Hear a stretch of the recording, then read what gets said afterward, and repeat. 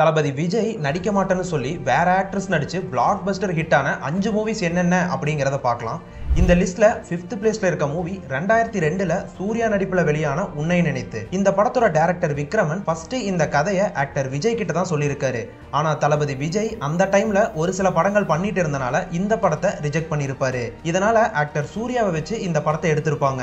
ஆனா படம் யாரும் எதிர்பார்க்காத அளவுக்கு ஒரு பிளாக் பஸ்டர் ஹிட் கொடுத்திருக்கும். அண்ட் அது மட்டும் இல்லாம சூர்யாவோட கரியருக்கு இந்த படம் ஒரு திருப்பு முனையாவே அமைஞ்சது. இந்த லிஸ்ட்ல 4th பிளேஸ்ல இருக்க மூவி 2003ல ரிலீஸ் ஆன தூள். இந்த படமும் ஃபர்ஸ்ட் விஜய் நடிக்க மாட்டேன்னு சொல்லி அதுக்கப்புறம் சியான் விக்ரம் இந்த படத்துல நடிச்சாரு. இந்த படம் தியேட்டர்ல மட்டுமே 200 நாளுக்கு மேல ஓடி ஒரு பிளாக் பஸ்டர் ஹிட் ஆச்சு. இந்த லிஸ்ட்ல 3rd பிளேஸ்ல இருக்க படம் 2005ல வெளியான சண்டைக்கோழி. ஆக்டர் விஜய் இந்த படத்தோட கதையை பாதி மட்டும் கேட்டுட்டு இந்த படத்தை ரிஜெக்ட் பண்ணிருப்பாரு. அதுக்கப்புறம் ஆக்டர் விஷால வச்சு இந்த படத்தை எடுத்திருப்பாங்க. ஆனா யாருமே எதிர்பார்க்காத அளவுக்கு இந்த படம் ஒரு மெகா பிளாக் பஸ்டர் ஹிட் கொடுத்தது. அண்ட் அது மட்டும் இல்லாம நடிகர் விஷாலோட கரியருக்கு இந்த படம் ஒரு டேர்னிங் பாயிண்டா அமைஞ்சது. இந்த லிஸ்ட்ல செகண்டா இருக்க மூவி 1999ல டைரக்டர் சங்கர் டைரக்ஷன்ல ரிலீஸ் ஆன முதல்வன். இந்த படத்தோட கதையை டைரக்டர் சங்கர் விஜய் கிட்ட சொல்லியிருக்காரு. ஆனா விஜய் அந்த டைம்ல கமர்ஷியல் படங்கள்லாம் நிறைய பண்ணிட்டு இருந்தனால இந்த டைம்ல என்னால அரசியல் படம்லாம் பண்ண முடியாது அப்படின்னு சொல்லி அந்த படத்தை ரிஜெக்ட் பண்ணிருப்பாரு. இதனால டைரக்டர் சங்கர்